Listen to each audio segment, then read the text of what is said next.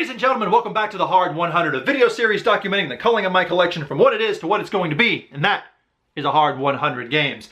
There are a few things I have to take into consideration whenever I am sorting through my Hard 100.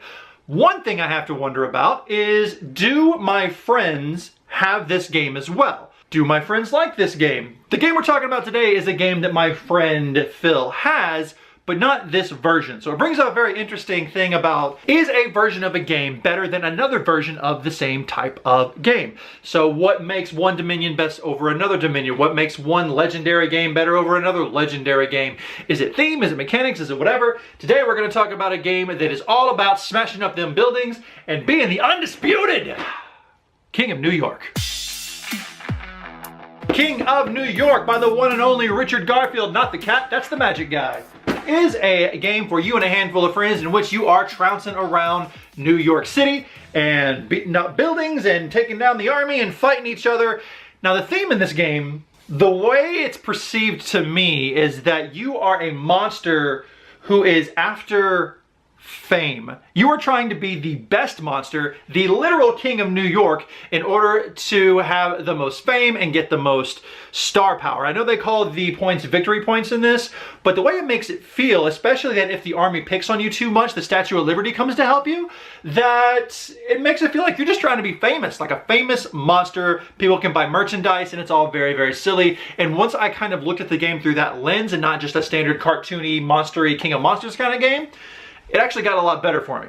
Now, some of you keen-eyed people might be able to see that this font is very similar to the font of a game called King of Tokyo, which is just kind of a king of the hill, chucking dice, doing a thing. And this is very much the same thing. The only difference is, instead of being either in Tokyo or out of Tokyo, when you're out of New York, you can attack buildings and actually use your dice to do other things. I forget how the system worked in King of Tokyo with the ones, the twos, and the threes, but on this, on your turn, you're gonna do something very, very simple. You're gonna take all them chunky ass dice and you're gonna throw them on the table. For every claw that you have, you can attack someone. If you are not in Manhattan, which is this game's version of Tokyo, if you are not in Manhattan, you attack the monster in Manhattan. If you are in Manhattan, you attack all other monsters. Seems easy. If you hit a building, you can actually flip over a building tile or eliminate one of the army, depending on the number at the bottom. So if I have 2, I can take 2 1s or a 2, etc. And then I put the armies in front of me and those determine tiebreakers. If I get a heart, I can heal myself, which is lovely. Unless you are in Manhattan, then you cannot heal yourself. If I get a little lightning ka-chow, then I actually get energy, and that energy is used to buy cards, which will give me special abilities. If I get a little skull, it's an ouchie. Depending on how many ouchies I get will depend on if I am attacked, everyone in my little borough is attacked, so Queens, the Bronx, Brooklyn, that kind of thing. Or if I get all 3, everyone is attacked, and then that's when the Statue of Liberty comes and joins you for a little extra victory points. And the way you win the game is the first person to 20 celebs, or victory points, is the winner, or if you're the last monster standing. I find that when I have played this, it's more the last monster standing than the victory points, because usually when someone sees that the victory points are going to be a factor, everyone does their best to try to gang up on them, but you can't really gang up on them very well unless they are in Manhattan.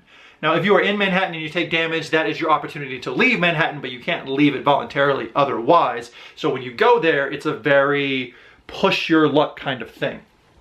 Now, King of New York is fun. It's fun. It's fun. Housekeeping.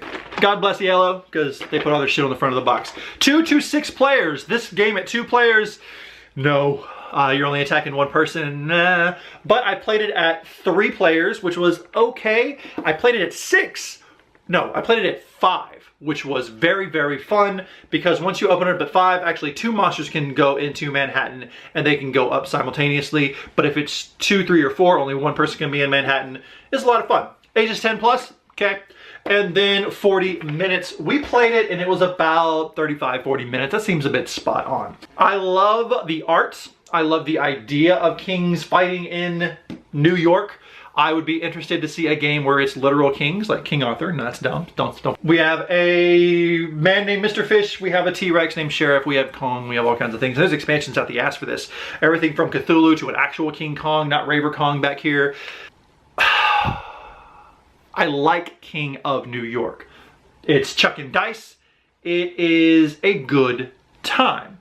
However, I have played this game twice. I played King of Tokyo once. Phil has King of Tokyo, I believe. He said it's really good with the power-up expansion that gives the individual monsters special abilities and permanent evolutions.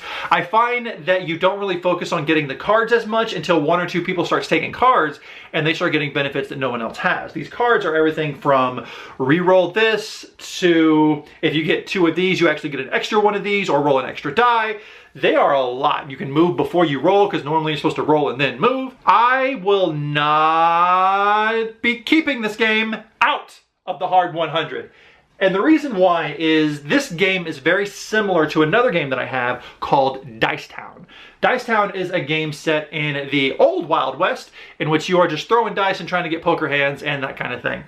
What this game does really well is rolling the die. However, when it's not your turn, you're just watching someone roll dice. You can roll the dice up to 3 times.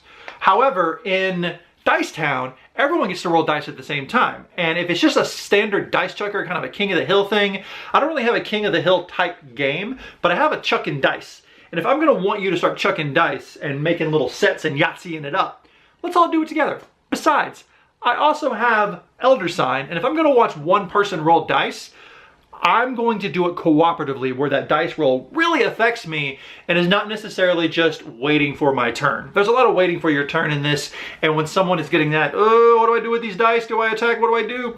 They're taking a game that should be very, very quick, a la Smash Up, and making it a brain burner, a la not Smash Up. So, King of New York, it is not a bad game by any means. I just have other games that can do this better. If you are into the theme, if you're into chucking dice, it might be good. You can usually catch it on the cheap. There's plenty of expansions. It's just not for me. So ladies and gentlemen, thank you so much for joining me in the latest edition of the Hard 100. This one is not right for my shelf. You determine if it's right for yours. My name is Billy. Once again, thank you and peace out.